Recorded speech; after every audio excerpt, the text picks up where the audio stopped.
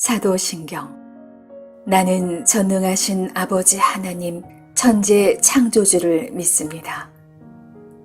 나는 그의 유일하신 아들 우리 주 예수 그리스도를 믿습니다. 그는 성령으로 잉태되어 동정녀 마리아에게서 나시고 본디오 빌라도에게 고난을 받아 십자가에 못 박혀 죽으시고 장사한 지 사흘 만에 죽은 자 가운데서 다시 살아나셨으며 하늘에 오르시어 전능하신 아버지 하나님 우편에 앉아 계시다가 거기로부터 살아있는 자와 죽은 자를 심판하러 오십니다. 나는 성령을 믿으며 거룩한 공교회와 성도의 교제와 죄를 용서받는 것과 몸의 부활과 영생을 믿습니다. 아멘.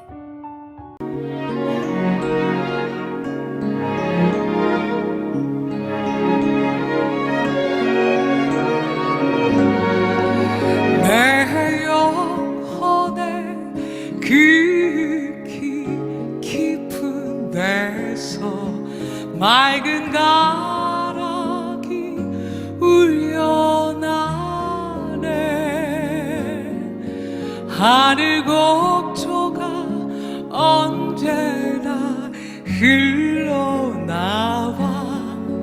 내 영혼을 고이 싸네. 내 영혼에 평화가 넘쳐나는 주의 축복을 받음이라. 내가 주야로 주님과 함께 있어 내 영혼이 편이시네.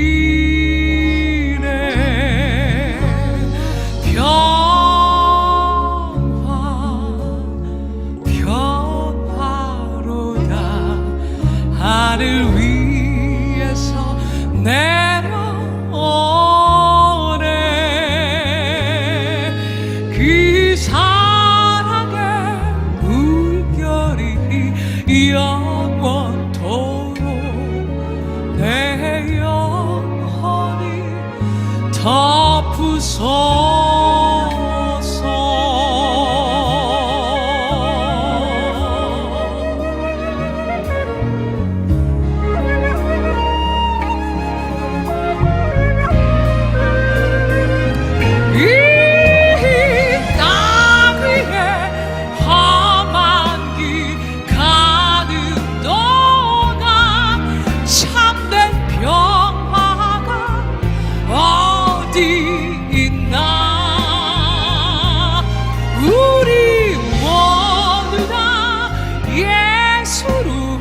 친구 삼아 참 평화를 누리겠네. 우리 함께 같이 찬양할까요? 평화로다.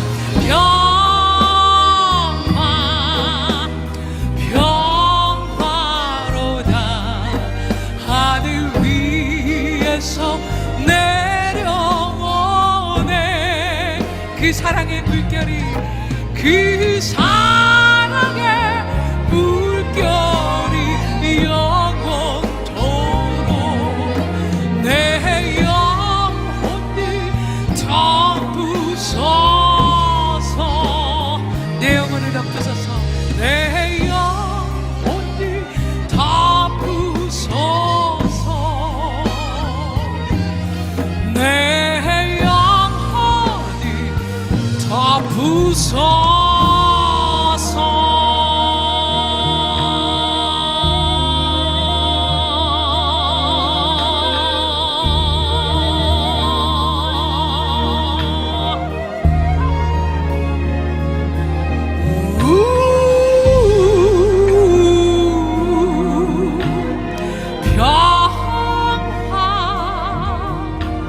세상이 줄 수도 이해할 수 없는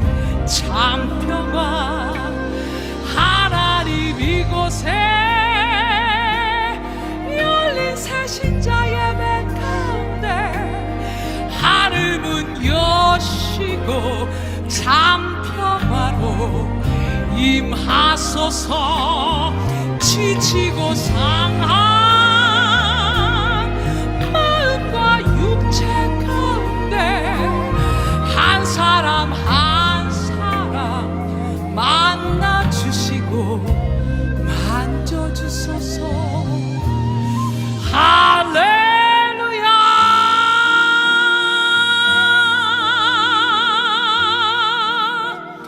주의 평화로 우리 가운데 임하소서.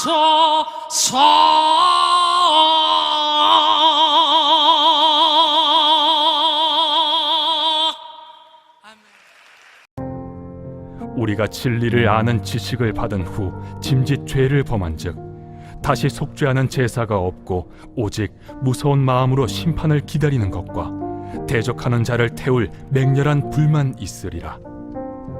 모세의 법을 폐한 자도 두세 증인으로 말미암아 불쌍히 여김을 받지 못하고 죽었거든. 하물며 하나님의 아들을 짓밟고 자기를 거룩하게 한 언약의 피를 부정한 것으로 여기고 은혜의 성령을 욕되게 하는 자가 당연히 받을 형벌은 얼마나 더 무겁겠느냐.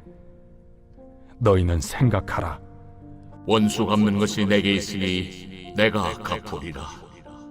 또다시 주께서 그의 백성을 심판하리라. 말씀하신 것을 우리가 아노니 살아계신 하나님의 손에 빠져 들어가는 것이 무서울진저 전날에 너희가 빛을 받은 후에 고난의 큰 싸움을 견디어낸 것을 생각하라. 혹은 비방과 환난으로서 사람에게 구경거리가 되고 혹은 이런 형편에 있는 자들과 사귀는 자가 되었으니 너희가 갇힌 자를 동정하고 너희 소유를 빼앗기는 것도 기쁘게 당한 것은 더 낫고 영구한 소유가 있는 줄 알미라. 그러므로 너희 담대함을 버리지 말라. 이것이 큰 상을 얻게 하느니라. 너희에게 인내가 필요함은 너희가 하나님의 뜻을 행한 후에 약속하신 것을 받기 위함이라. 잠시 잠깐 후면 오실 이가 오시리니 지체하지 아니하시리라. 나의 의는 믿음으로 말미암아 살리라. 또한 뒤로 물러가면 내 마음이 그를 기뻐하지 아니하리라 하셨느니라. 우리는 뒤로 물러가 멸망할 자가 아니요 오직 영혼을 구원함에 이르는 믿음을 가진 자니라. 샬롬. 오늘도 복된 하루입니다. 요즘에 그 버티는 자가 승리하는 자다라는 말 유행하는데요. 우리 신앙생활도 비슷한 것 같습니다. 믿음으로 끝까지 인내하는 자가 마지막에 영광을 얻게 될 줄 믿습니다.